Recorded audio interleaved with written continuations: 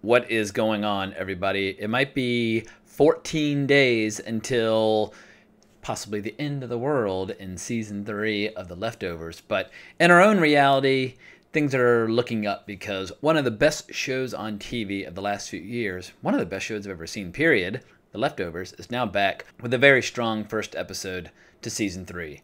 What's awesome about this episode is that after an initial bit of death and destruction, because it wouldn't be The Leftovers without a little bit of that, we really do get this great kind of resetting of the status quo and a reintroduction of all the major characters before things start to get interesting and strange again.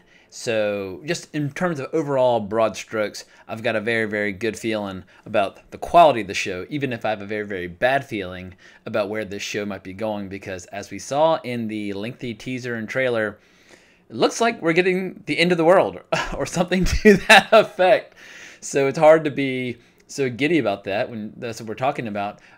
But man, I'm a latecomer to the show The Leftovers. A good friend of mine, Leanne Kubitz, she kept recommending that I watch the show, and I resisted, mostly because of Damon Lindelof. There have been times where I've been frustrated by Damon Lindelof's approach to storytelling, but man, I found season 1 and season 2 to be so incredibly refreshing, and he and his co-creator Tom Perrotta, I believe, is Tom Perrotta the writer of the original book, perhaps? Yeah, the series is based on Tom Perrotta's novel of the same name, but my understanding is that the first season captures his book, and so season 2 and now season 3 are new material, but people who have read the book probably know better than I.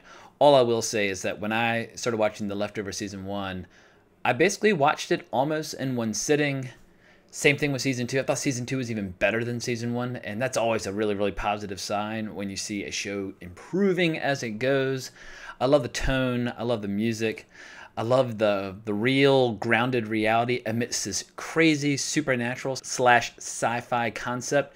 There's just so much to say about it, and I think a lot of people stay away from it because they think it's going to be grim or depressing, and perhaps it is. But for me, the prettiest music is always the music that is sad, and a sad show, that's not a deterrent to me. That is definitely an incentive for me to watch, and I find it really inspiring and optimistic at times as well. So, enough about the show overall. Let's dig into this first episode of season 3. The show begins in a really unusual way where I'm sure this is going to come back because we get a little taste of it at the very end of the episode, but we get a flashback to 1844 with this religious community that very clearly is predicting or anticipating something equivalent to like a giant flood, like the one that Noah and his family survived in the Old Testament.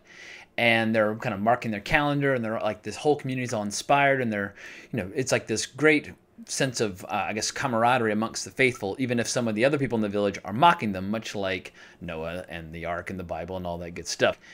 At any rate, we see that over time, they keep receiving all these messages from these carrier pigeons, and then they will modify their date. They'll push it ahead a month or 2 months. And some people stay fired up and focused, and some people lose heart, and the congregation begins to shrink, and relationships begin to fray. And yeah, eventually people kind of lose faith altogether, except for one woman who stands on top of a roof during the rain, and the following day, she's still there, everyone's still there, and she walks through the village, and she's subjected to all kinds of ridicule. She goes to a church, lies down with some of her fellow believers, and we get this beautiful transition to the present day in Jarden, aka Miracle, with all the guilty remnant hanging out in the visitor center where we found them or left them at the end of season 2. And just for future reference, for my whole review of this whole season, I'm always, for the most part, going to always refer to the characters by their character names. It's an amazing cast of characters, but if I constantly switch between actors' names and character names, that'll get confusing. So Evangeline Murphy and Meg Abbott have a brief conversation, or at least Evangeline Murphy does some writing, Meg does some speaking, and as Evangeline goes outside, she looks up, and there's a drone attack that takes them out completely, or at least that chapter of the Guilty Remnant. Flash forward to 3 years later, and we have essentially a whole new status quo in Jarden. I mean, Kevin, he's now the chief of police, and he's got a beard, and he's riding around on horseback. His son is working with him. All's well. Family's doing well. His daughter Jill's away at school. His ex-wife is now sleeping with his neighbor, but they've got a little business going on where they're doing kind of a scam with palm reading. But in general, everybody seems healthy, happy, well-adjusted. The town is relatively peaceful. The gates are now open. Anybody can come and go as they please to this town. It's just, it's actually, after 2 solid seasons of a murder and protests and chain smoking and just some of the craziest shit that we've ever seen. It was actually just such a great relief to see all these characters that we've come to know and love over the last few years, or at least for me over the last few weeks, really just getting to live their lives. I mean, if it was always climax and crisis all the time, it would just be exhausting. So we really get a sense that time has passed and children are growing and people are just healthier and happier than they were where we left them in the previous season. The only warning signs for me is that Matt's congregation continues to grow, and Matt keeps making all these ominous predictions about what might happen in 14 days on the 7-year anniversary of the original disappearance of all the 2% around the world. And he keeps saying nothing may happen or everything may happen, but that level of rhetoric is alarming Kevin. Kevin asks him just to chill and tone it down a bit. And there's this interesting moment where they're all hanging out, having a big surprise party for Kevin's son Tom, and they're all telling stories about where they were when they were 25. And Kevin's talking about how he first met his first wife and a 2-year-old boy, Tom, that he adopted as his son. And he makes a reference to divine intervention. And Matt kind of looks at him and makes him repeat himself. And Michael Murphy, who's now working with Matt, also takes note of that. And you get the sense that there's a conspiracy between Matt and Michael. Again, they're really observing Kevin. And it's, there's definitely something underway. But the beautiful thing is Nora Durst, who's my favorite character in the show, she and Kevin are still very much in love, and she's got a cast that's about to come off in a couple days. But it's a relief to see that they, in spite of their ups and downs, are still getting along, and they laugh about how they first met. They both have a different version of the story, but what made me fall in love with Nora was when she, in season 1, invites Kevin to go to Miami with her for the weekend. He's like, oh, well, I live with my daughter. And she's like, fuck your daughter. It just, for whatever reason, the way she said it was so goddamn funny.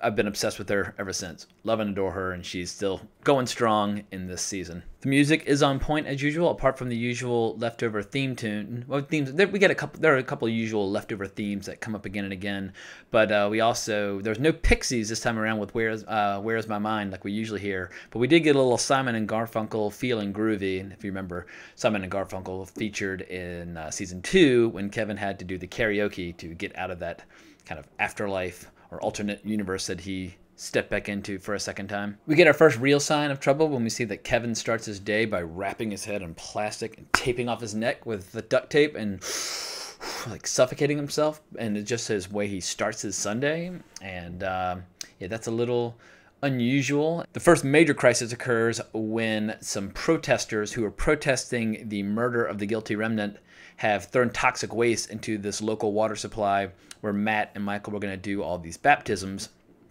They're throwing rocks and they're hissing and screaming and they're fighting. And basically there are a lot of people who, the official story is the guilty remnant, due to a gas leak and a lit cigarette, they blew themselves up. But the reality is they got blown up by a drone, and these people are protesting that. Kevin arrives on the scene, sees all the toxic waste barrels, and rather than even test it or sample it, he just throws himself in there as like almost a leap of faith. It's totally fine. Michael comes out, baptizes him, and then the ceremony proceeds as normal. But as Tom and Kevin are driving back into town, Dean, his old dog hunting buddy who's gone completely bonkers, or maybe not, you never know in this show, attacks him with a rifle. He had this theory that the dogs have been shape-shifting into people and that there's this vast conspiracy at play. Whether he's sane or not, the outcome is not uncertain, because as he's taking fire at Kevin and moving in for the kill, Tom takes him out from the side in a pretty bloody, gruesome moment. So yeah, at this point, the happy status quo that the first half of the episode established is now eradicated, and all hell's going to break loose from here on out. So the big revelation of this episode is that Mary and her son Noah are going to be heading back to where they all came from, because she feels trapped, because Matt has basically been telling her for the last few years she's unable to leave the town because he's worried she'll go back into being in a coma and that their child will die. And he's worried the whole thing will come crashing to an end. She's not having it. She's leaving. And before she does, she tells Kevin that Michael and Matt are working on a New Testament and that Kevin's one of the main characters. And Kevin is just nonplussed, confronts the boys about it. We see that John Murphy, Michael, and Matt, they all believe that there's something immortal about Kevin as long as he's in the city of Jordan or Miracle. That they cite all the numerous examples where he died and came back, like when he threw himself into a water supply only to have an earthquake save him, or when he was basically drank poison and then rose from the dead, or when he was shot point blank and walked around for a day before he bothered going to the hospital, that he keeps dying and coming back, dying and coming back. And they're not necessarily calling him a Christ figure yet, but they clearly think there's something divine, or that something divine is in store for him, that he has a major purpose. And they have so much faith in him, they give him the work in progress, the soul print, and say, do with it as you wish, so on and so forth. So it'll be really interesting to see how this all continues to play out, because as the episode draws to a close and we see all these pigeons flying around in the air, some pigeons fly to a person who's been collecting a ton of them, receiving all these messages, and they go to this church, and they basically start having a conversation about whether or not they've ever heard of this person, Kevin. Now, the person who's receiving these messages, her name is Sarah, but for me, she looked a lot like Nora, but she says she's never heard of him. So I don't know how to interpret that. I don't know if she's like an older version of the character we saw from the very beginning of the episode in 1844, or a distant, like kind of descendant of that person. I really don't know how to interpret it yet, because obviously we got 9 episodes to go. But I'm very intrigued, very satisfied fan. Thought the episode absolutely kicked ass. I'm totally on board. I'm so thrilled that I got caught up and up to speed before this one started.